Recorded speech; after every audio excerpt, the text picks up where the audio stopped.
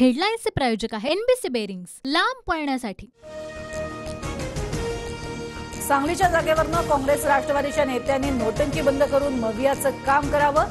सांगलीतल्या कार्यक्रमात संजय राऊतांचं विधान, सांगलीचा तिढा अजून वाढण्याची चिंता।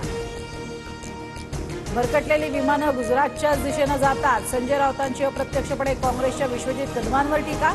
तर राऊतांमध्ये धाडस असेल तर नाव घेऊन बोलावं, विश्वजित कदमांचं राऊतांना आव्हान।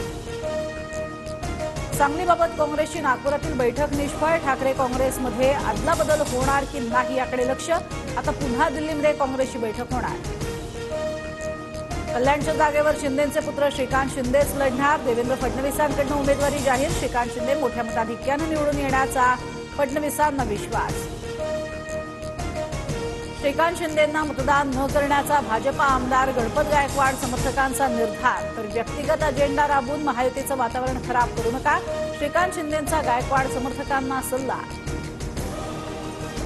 नाशकात छगन भुजबळांच्या उमेदवारीला शिंदेंच्या गटाच्या भाऊसाहेब चौधरींचा विरोध, भुजबळांना तिकीट दिलं तर शिवसैनिक काम करणार नसल्याचा इशारा।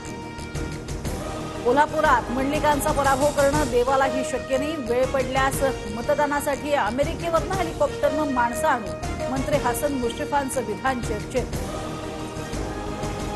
उमेदवारीपूर्वीच भाजप नेते नारायण राणेंच्या सभांचा धडाका, आज रत्नागिरीमध्ये 2 सभा, मात्र रत्नागिरी सिंधुदुर्गवरती शिंदेंच्या शिवसेनेचाही दावा। सोलापुरात महायुतीचा मोठा धक्का बसण्याची चिन्ह, धैर्यशील मोहिते पाटील आणि रामराजे निंबाळकर 2 दिवसात शरद पवार गटात प्रवेश करणार, सूत्रांची माहिती। गावकऱ्यांच्या रोषामुळे भाजप उमेदवार सुनील मेंढेंना प्रचार सोडून परतावं लागलं, गोंदियातल्या अर्जुनी मोरगाव मधला प्रकार, विजेच्या आश्वासनावर गावकऱ्यांनी मेंढेंना धरलं धारेवर।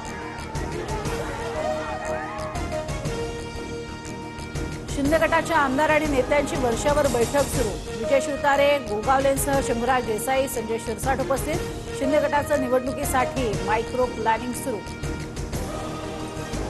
शिंदेंनी बोलवल्यानं हेमंत गोडसे मुंबईकडे रवाना, नाशिकच्या जागेबाबत चर्चा होणार, गोडसेंबाबत बबनराव घोलपही रवाना, घोलप यांचा आज शिंदे गटात प्रवेश होण्याची शक्यता।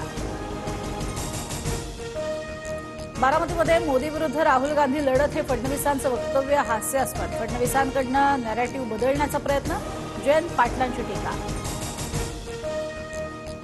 तर जयंत पाटील नाराज, पक्षात त्यांना कोणी विचारत नाही, लोकसभा निवडणुकीत जयंत पाटील कुठेच दिसत नाही, फडणवीसांचा जयंत पाटलांवर निशाणा।